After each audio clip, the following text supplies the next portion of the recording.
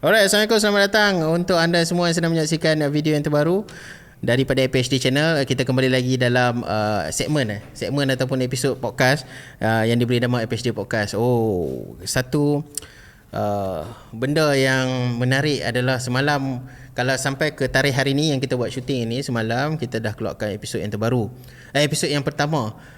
Alhamdulillah, komen yang positif pun banyak, yang memberikan macam feedback yang kita boleh penambahbaikan pun banyak. Ada juga yang mengatakan tak payah buat pun ada. Tapi ini bukan soal tak mau buat ataupun nak buat, tetapi ini adalah lebih kepada kita nak tambahlah variety of content dekat APHD channel ni. Sepanjang 5 ke 6 tahun ini kontennya dia punya genre tu sama. Dia secara grafik, secara motion, kita bagi secara direct 10 minit punya video sampai sekali-sekala, bukan sekali-sekala, tapi sekarang ini kita nak evolve ke arah satu lagi konten yang barulah yang kita panggil podcast. Ini adalah perbincangan. Saya tak cakap perbincangan, tetapi lebih kepada soal jawab di antara saya dengan tetamu. Dan saya pun bukannya orang yang macam saya nak cakap, saya bukan ahli sejarah pun, bukan jurnalis, bukannya. Saya berada di sini sebagai seorang orang biasa yang nak mengetahui tentang isu-isu ataupun sejarah-sejarah yang berada dalam genre yang selalu dibincangkan APHD. Jadi di sini saya minta maaf dululah kalau ada yang tak kena bila kita membincangkan tentang isu-isu ini, sebab ini adalah episod ataupun segmen kami yang baru. Okey, untuk pengenalan, saya sebenarnya lupa nak kenalkan diri saya pada episod yang pertama. Saya Saiful, saya merupakan content producer untuk APHD Story sebenarnya. Tetapi saya berada di sini sebagai host untuk kita bangunkan satu lagi segmen yang baru untuk APHD channel, dan insya-Allah saya akan cuba yang terbaik. Minta maaf kalau ada salah dan silap, dan saya harapkan komen yang boleh memberikan kami penambahbaikan, dan kalau benda tu tak baik, kami akan cuba yang terbaik. Baik, okey. Satu pesanan series, bukan satu pesanan tapi saranan anda, kalau anda ingin menyokong kami di YouTube, anda boleh jadi ahli membership kami hanya serendah RM5 saja sebulan. Apa yang kami boleh bagi ataupun keistimewaan, privilege untuk kita membagi pada episod, ataupun kalau anda menjadi membership, adalah anda akan dapat early access untuk konten-konten yang istimewa. Ataupun kalau anda tengok episod yang pertama berkenaan dengan Thailand, sebenarnya kita dah upload 3 episod, tetapi untuk public kita dah release 1. Tetapi untuk 2 episod lagi kita bagi early access dulu pada ahli membership Jo. So kalau anda nak jadi dan dapat early access untuk konten-konten yang lain ini, anda boleh jadi ahli membership kami di YouTube hanya serendah RM5 sebulan sahaja. Alright. Okey, kita terus sahaja ke topik kita. InsyaAllah APHD Podcast, jom.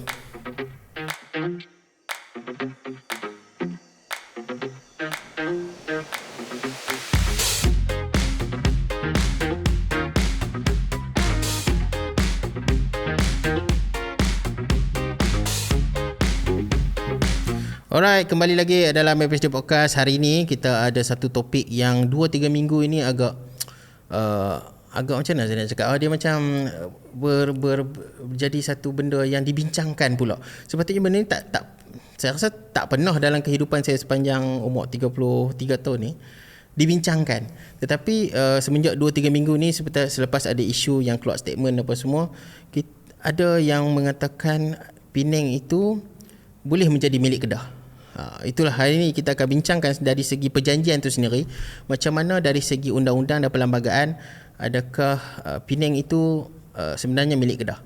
So untuk hari ini saya bawakan seorang tetamu yang istimewa, Encik Muhammad Faizal Abdul Aziz, Presiden ABIM yang ke-10 dan juga seorang bekas peguam. Selamat datang ke studio kami. Terima kasih Encik Muhammad Faizal.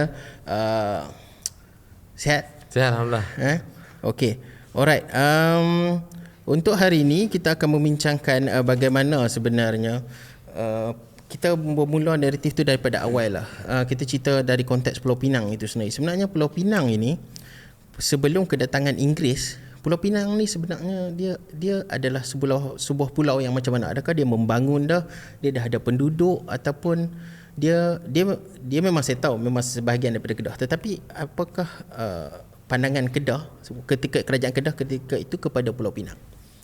Baik, terima kasih APHB dan juga Saudara Saiful. Mungkin sebelum saya nak bincang lanjut tentang isu ini, mungkin kita boleh rungkaikan dulu matlamat ataupun objektif kita bila kita bicara tentang aspek sejarah undang-undang, Yes. khususnya sebelum merdeka dan juga sebelum kedatangan Inggeris. Apa matlamat bila mana kita cuba bawa idea perbincangan ini? Mungkin yang pertama, mungkin ada individu yang cuba untuk membawa idea ini untuk deconstruct apa yang sudah ada hari ini dalam konteks undang-undang, dalam konteks perlembagaan, seolah-olah semua benda tu nak diubah. Itu yang pertama. Dan yang kedua, mungkin ada juga yang mahu dicoret balik ataupun dibuka balik perbincangan undang-undang lama, sejarah lama ini. Selain daripada untuk ilmu, dia adalah untuk kita memperbetulkan ataupun meluruskan kembali naratif barat penjajah.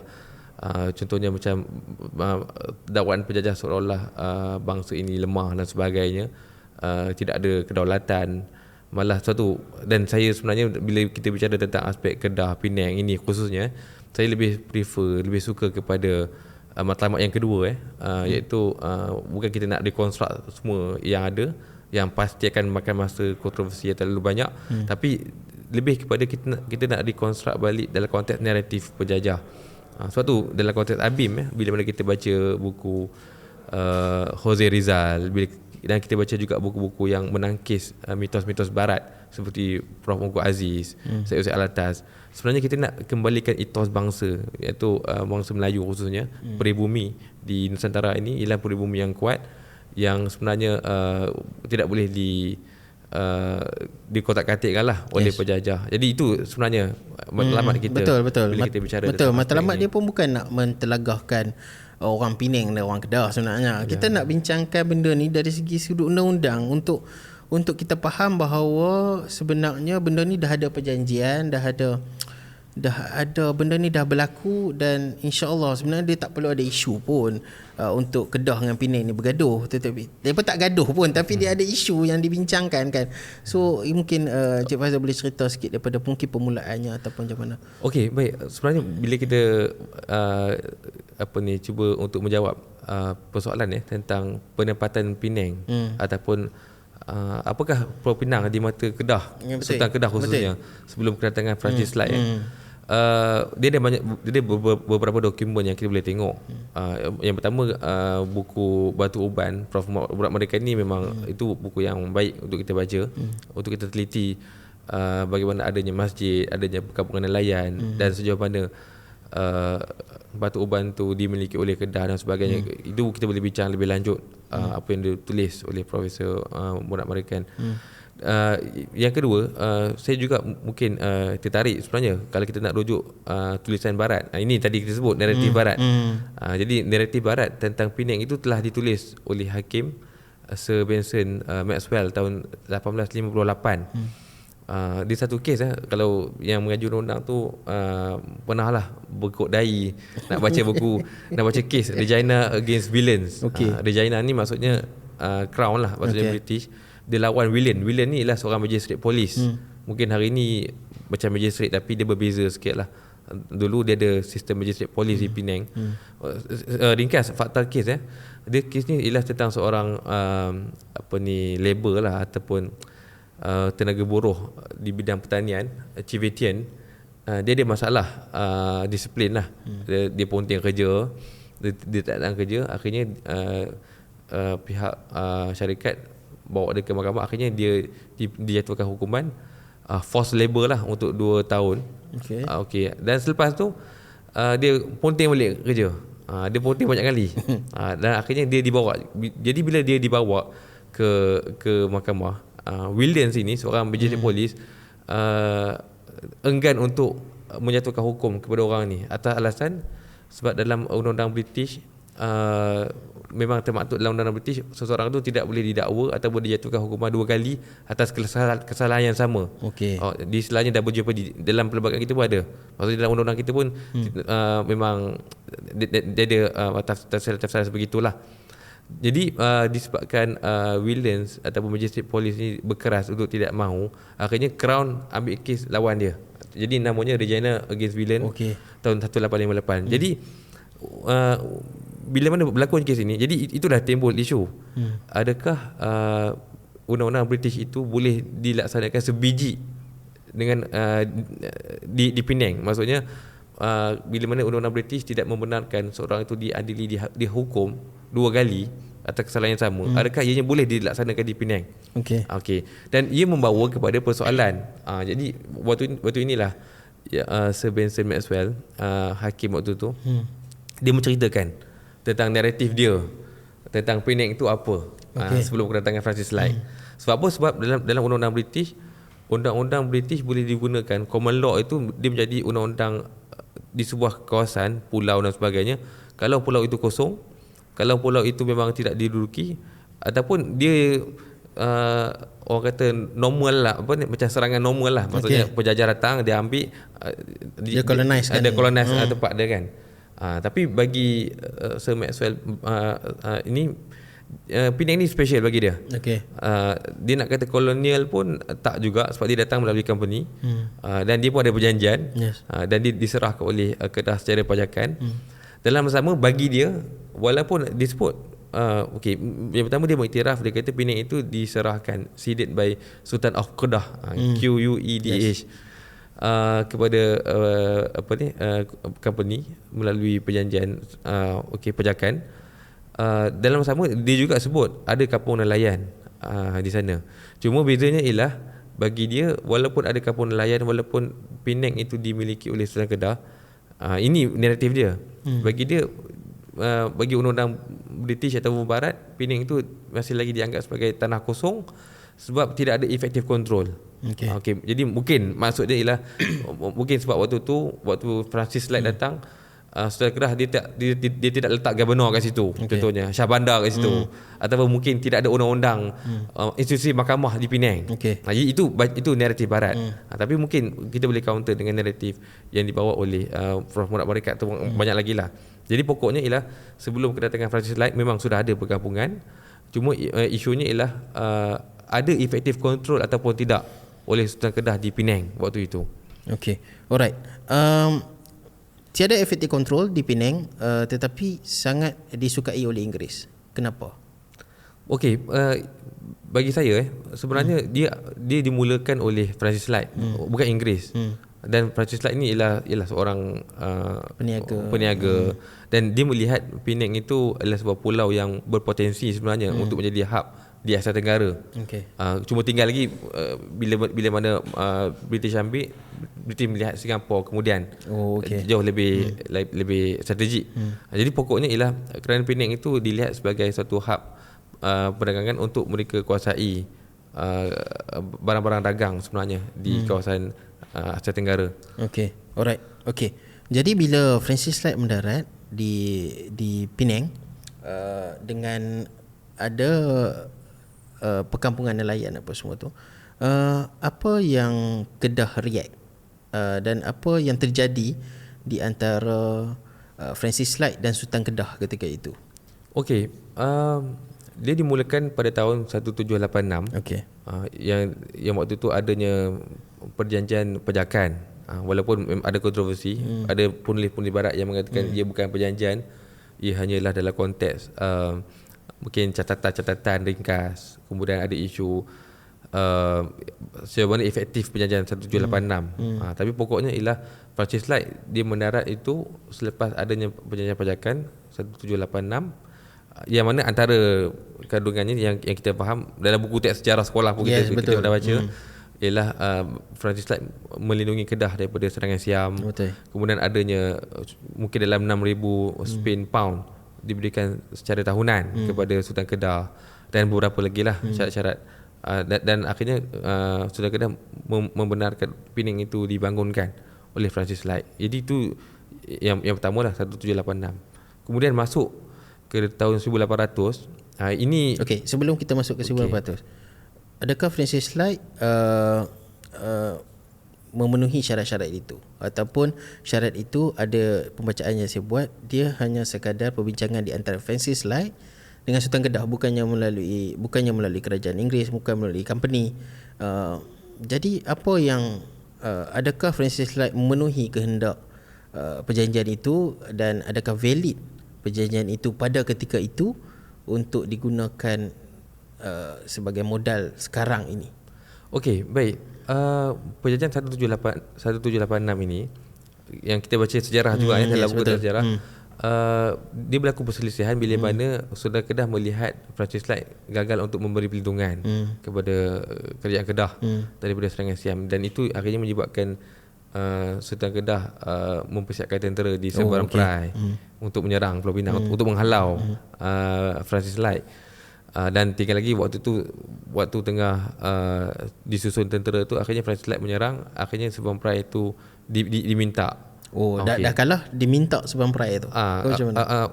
Maksudnya bila mana Sultan Kedah kalah, tentera-tentera yang dipersiapkan itu tewas, akhirnya Francis Light dia lebih dominan dan dia memohon seberang perai supaya, kerana apa? Kerana Pulau Pinang itu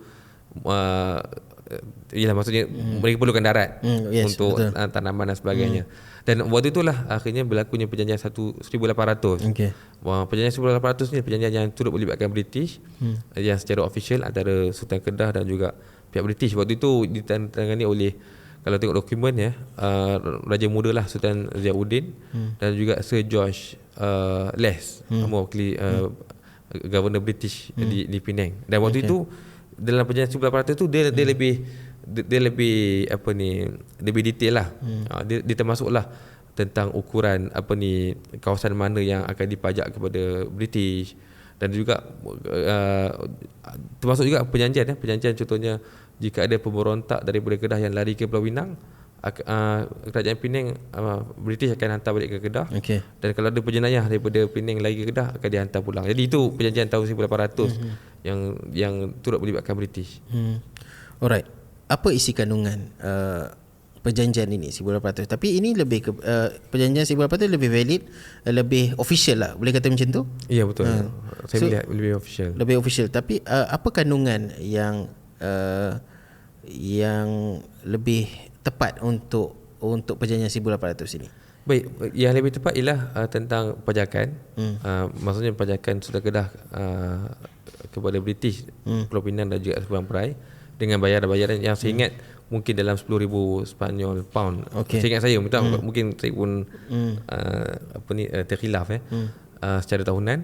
Dan juga dalam perjanjian itu juga dinyatakan tentang kawasan-kawasan yang dipajak secara lebih spesifik. Ada beberapa kawasan yang disebut, dan juga yang tadi disebut tentang penjenayah ataupun pemberontak yang lari akan dihantar pulang dan sebagainya. Ada beberapa lagi lah. Ini perjanjian lebih official antara Sultan Kedah dan British tahun 1800. Dan waktu itulah, selepas itulah pada tahun 1807 adanya yang kita sebut sebagai The Charter of Justice, Penang Charter of Justice, iaitu perlembagaan lah, senang cerita, perlembagaan yang memasukkan undang-undang British di Penang selepas perjanjian 1800 tersebut.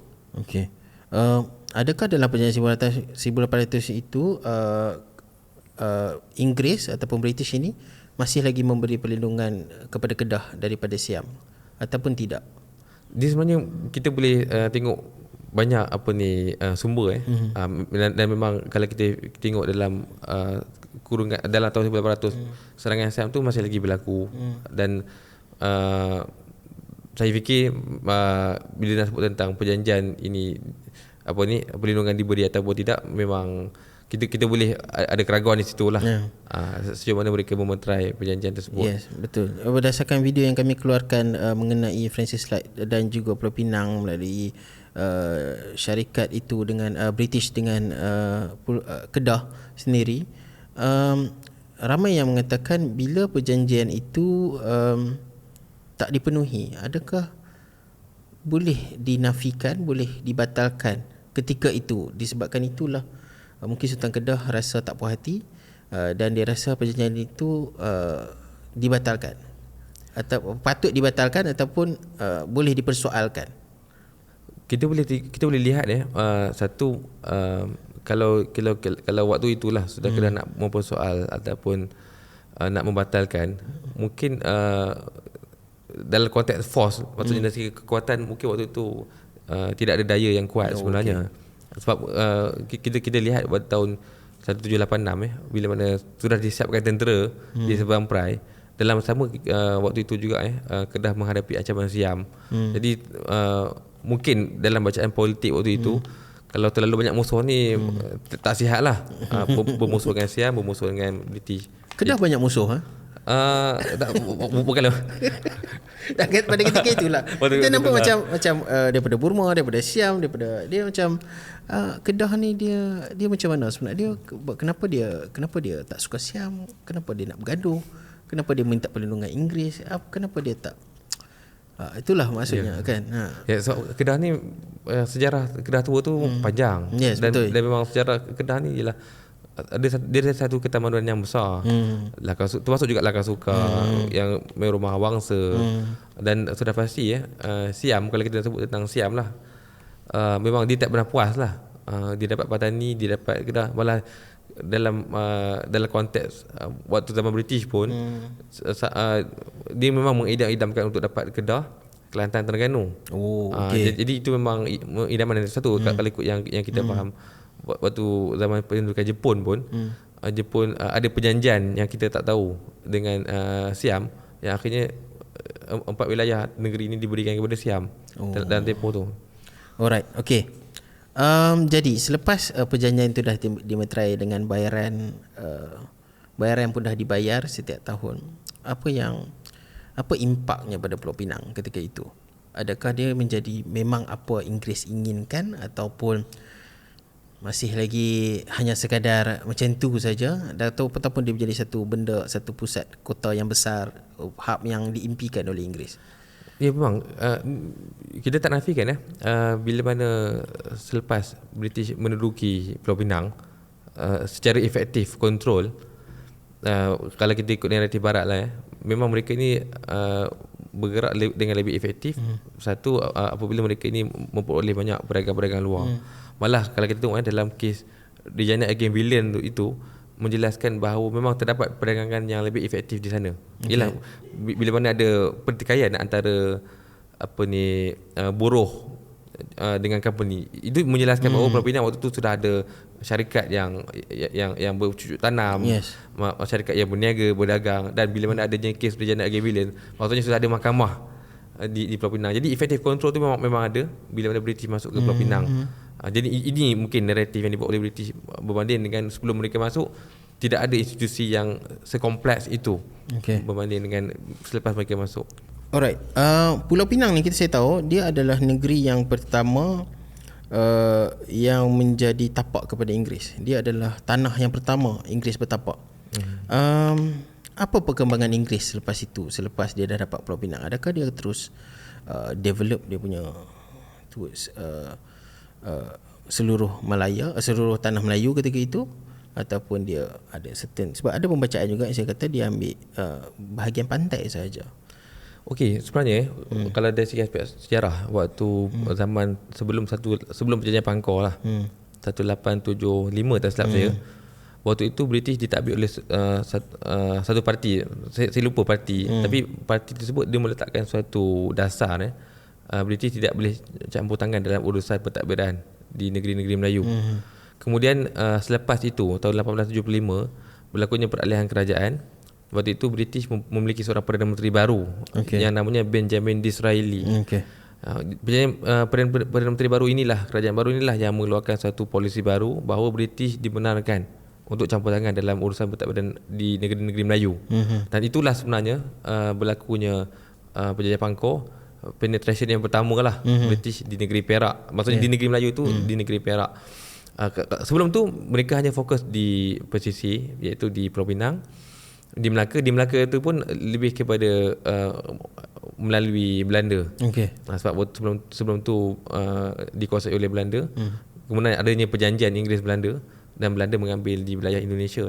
Yes, betul. Dan akhirnya Melaka itu diberikan kepada British. Dan juga Singapura pun sama.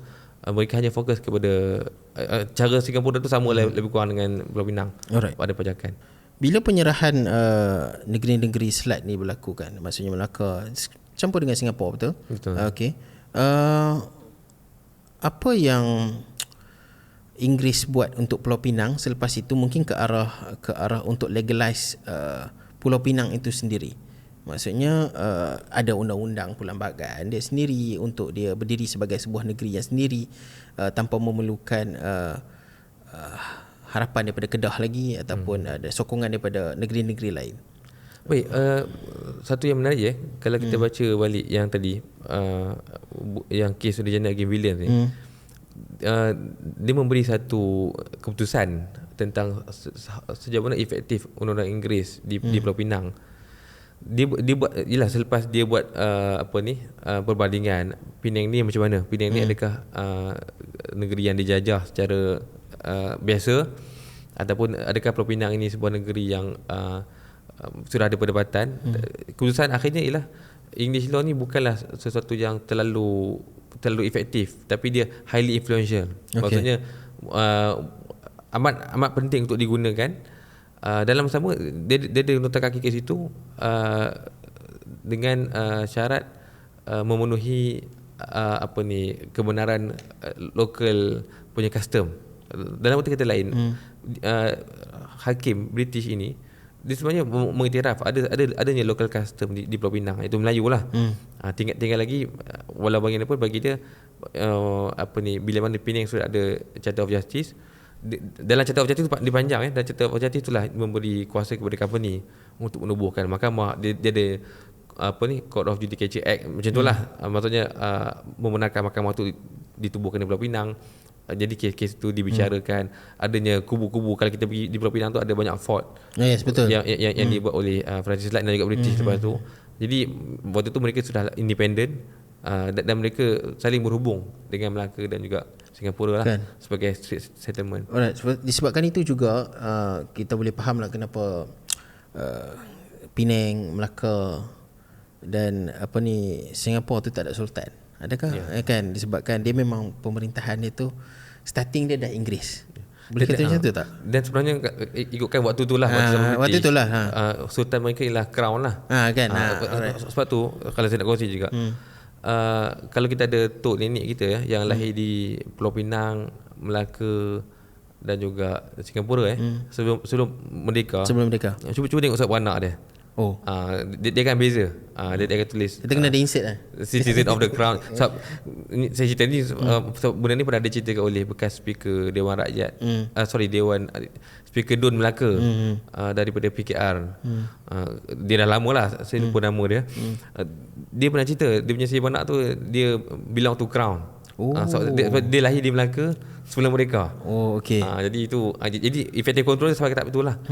Warga negara tu warga negara dekat warga negara sana. Kalau tuan tahu lah, saya tak tahu benda ni, tapi ada yang pembacaan saya kata sebenarnya Pulau Pinang ni dia ada satu time yang dia tak cukup duit. Dia sebuah negeri yang lemah dan perlu disokong oleh Inggeris di India. Adakah tuan tahu mengenai itu? Saya kurang maklumat, tapi saya pasti perkara ni tidak bukan satu yang mengejutkan. Yes, betul. Sebab waktu itu memang koloni British ini memang sifatnya ialah saling memerlukan. Dan India tu memang pusat besar.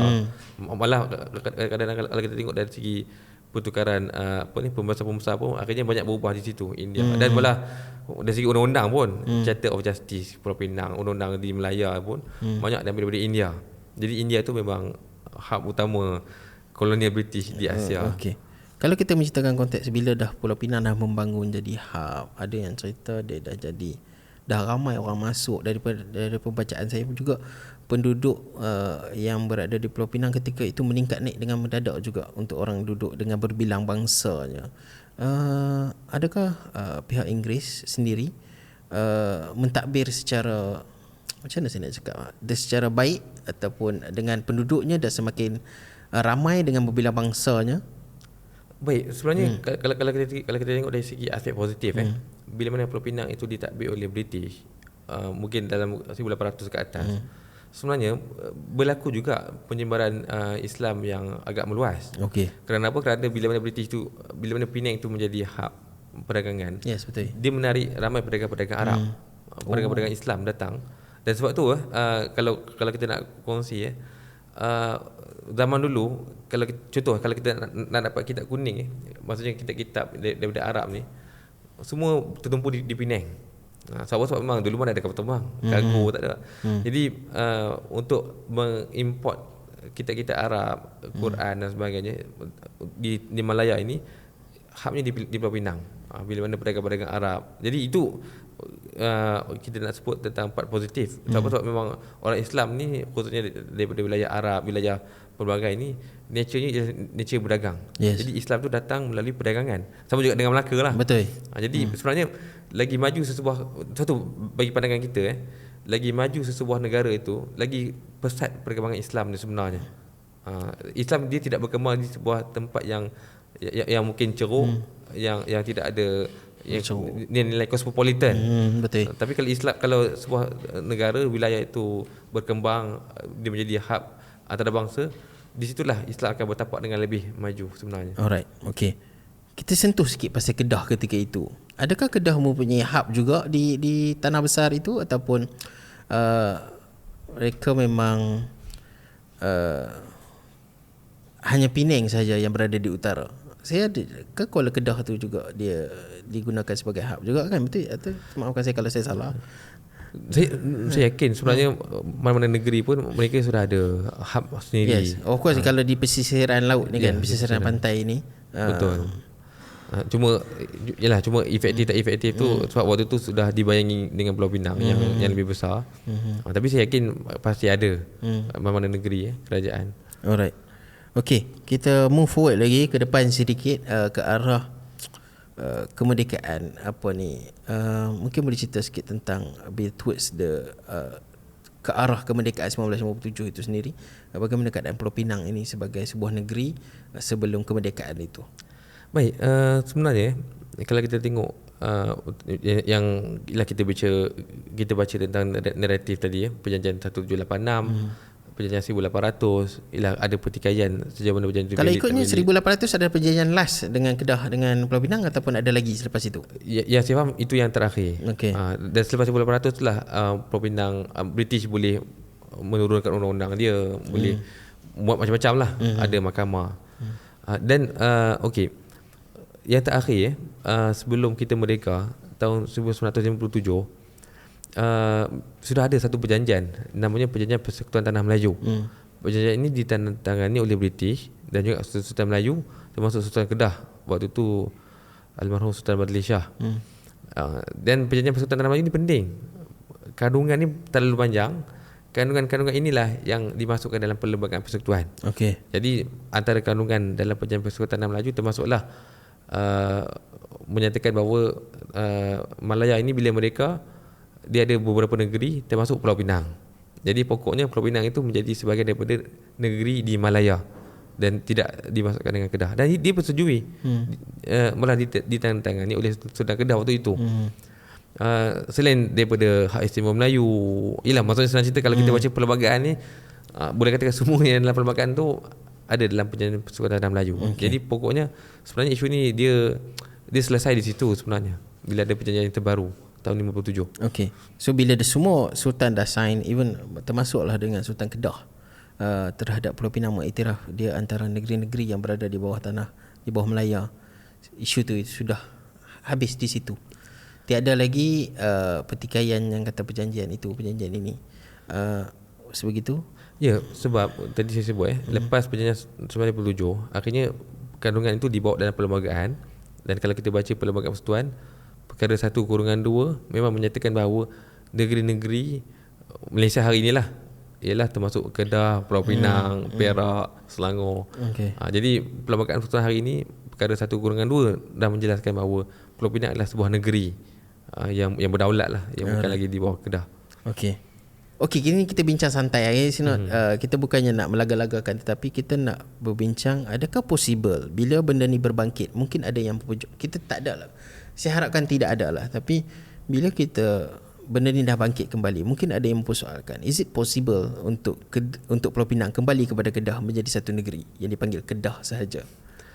Bagi saya, okey, balik pada yang persoalan awal saya ini berdasarkan law. Ya. Berdasarkan law.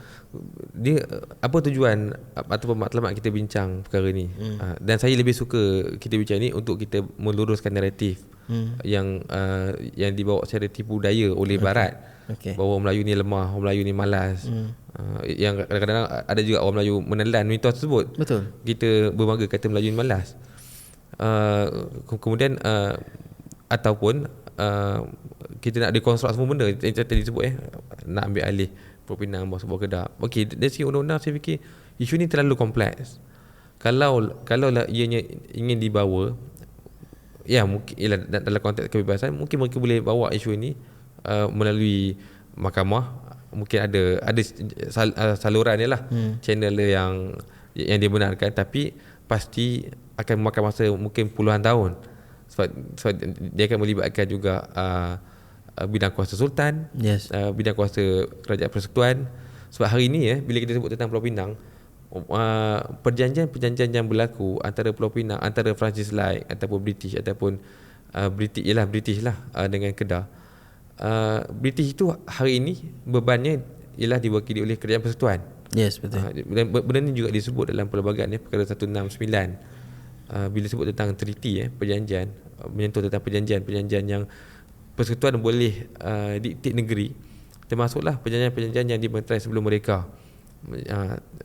Dan sebab itu juga kalau tanya saya lah, sebenarnya mungkin kalau nak dipertikai, mungkin kerajaan Kedah pandangan saya, dia boleh pertikai tentang amount bayaran yang dibayar oleh British kepada Kedah, dan sejauh mana kerajaan persekutuan hari ini boleh menilai, menambah value amount tersebut. Dan sebab itu juga kalau kita tengok waktu zaman kerajaan Pakatan Harapan waktu zaman Tun Mahathir, diumumkan komitmen 10 juta ringgit setahun kepada Kedah dengan memetik tentang jasa Kedah kat perjanjian tu Pulau Pinang. Jadi sebenarnya itu lebih baik sebenarnya. Iaitu macam mana kita honor perjanjian tersebut, kita added value tentang amount perjanjian. Amount tu pun rasanya kenalah setimpal dengan nilai sekarang. Kalau cerita pasal $6,000 Spanyol saja pada ketika itu, dan sekarang memang mustahil lah untuk satu negeri itu menerima kan. Alright, okay.